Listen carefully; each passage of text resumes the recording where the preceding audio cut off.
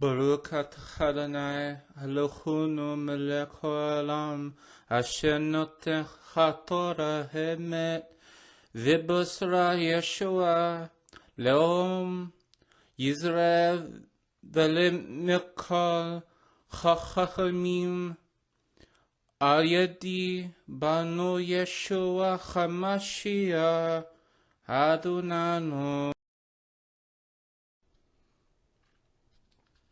Around 1284 BC, Elimelech moves with his wife Naomi and sons Machlon and Chilion to Moab during a famine. 10 years later, Elimelech dies of old age while the sons Machlon and Chilion are said to have been killed fighting for Moab. This leaves not only Naomi but Chilion's wife Orphan and Machlon's wife Ruth as widows, therefore destitute. These women in their day are just your average Janes, insignificant among the masses upon the face of the earth. It seems to be Naomi's hope that she has family left in Israel to be with during her final years of life. Upon asking her daughter-in-laws to return to their families, Orphan agrees to return, but Ruth refuses to. On one hand, it might be that she doesn't want to return to her parents for negative reasons, while on the other hand, she refuses to go because of divine purpose. The duo arrives in Beit-Lehem as the barley harvest begins, and the townspeople seem to receive Naomi with open arms and greet her, only to be corrected as to call her Mara. Ruth, however, is greeted with leery acceptance, as though the people of Moab are related to Bnei Yisrael. They have had a history of opposition to Bnei Yisrael. Ruth begins working in a field that is owned by the councilman or elder Boaz ben Salmon. Salmon was the son of Neshachon,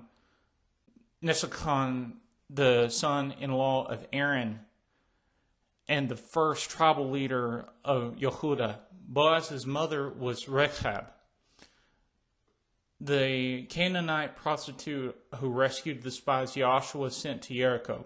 This marriage was considered a scandal, even though Rechab had converted. Likewise, though Ruth had converted, she is treated with a mild standoff treatment.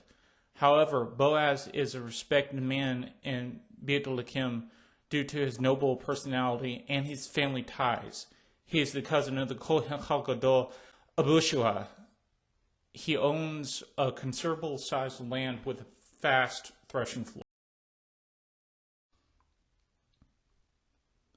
Boaz recognizes all his workers and observes a stranger working in his field. Upon hearing the story of what happened to his cousins, how this woman, Ruth, returned with her elderly mother-in-law from Moab, it touches him. He orders his mill workers to respect her, leave extra grain for her, and to give her water. He personally invites her to eat with him and the workers. According to Vayikra 23:22, reapers can only make one pass through the fields. Any grain that falls to the ground is to be given to the widows, orphans, and Levium. Ruth is given a bushel of wheat and questions Boaz to why he is treating her with much generosity and respect. Boaz responds that he has been informed about what she has done for his cousin's widow. He adds, "May Adonai reward you for what you've done. May you be rewarded in full by Adonai, the El Yisrael, under whose wings you have come for refuge." Upon returning home to her mother-in-law, Ruth retells the day's events. Naomi is overpleased to know her daughter-in-law's boss is her late husband's cousin. She tells Ruth to stay with his female workers. Over the course of the next few years, Ruth and Boaz develop a romantic attraction to each other. However, due to zinut, they do not spend time alone. As time goes on, Naomi begins to plan as she recognizes that Boaz is a Goel.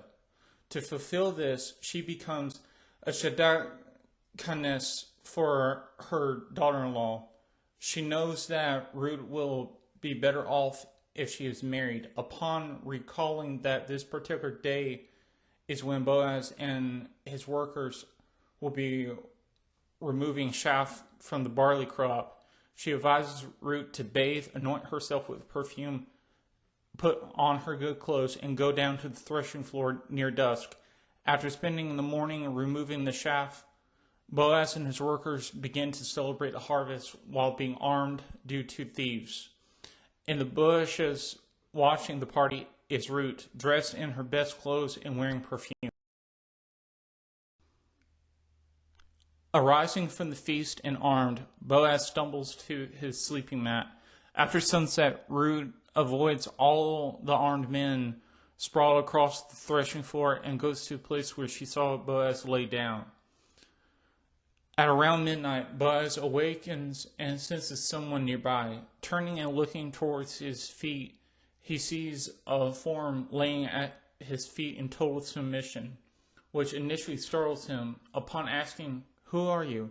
he hears that all too familiar and sweet voice, which bears the accent of one from Moab, saying, "I'm your handmaiden Ruth. Spread your robe over your handmaiden, because you are a redeeming kinsman."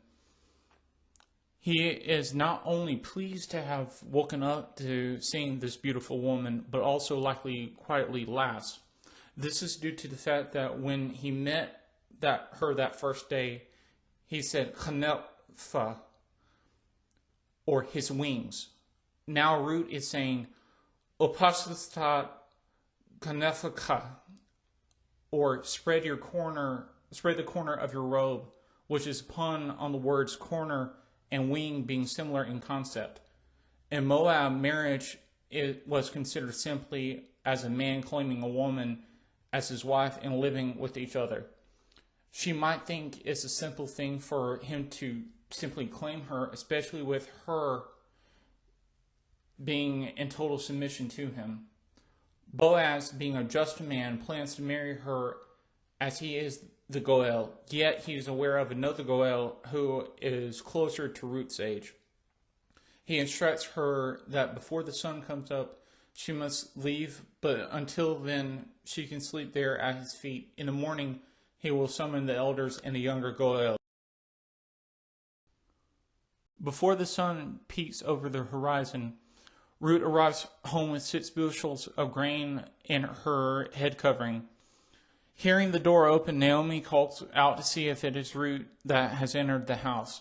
In the next few moments, Ruth explains everything that has happened in the cool of the night. Naomi replies, "My daughter, just stay where you are until you learn how the matter comes out, for the man won't rest until he resolves the matter today." After 7 a.m., Boaz summons the unnamed Goel and 10 men to witness to the city gate. In court, there are only a minimum of 2 needed to be witnesses. This group of men consists of certain fellow elders and certain elite citizens. According to the Yikra 25, land is to be sold in the event that the owner has become too poor to keep it. Boaz offers to sell the land of his cousin Elimelech on Naomi's behalf to the Goel. However, it comes with a stipulation. If he buys it, he must marry the widow of Mechlon. The younger Goel declines the sale, the reason for it being various, but it is believed that he might be of the mindset not to get married. After a few years of knowing each other, Boaz marries Ruth. Not only has he been able to retain his own land, but he has inherited the land of Elimelech, Machlon, and Kilion.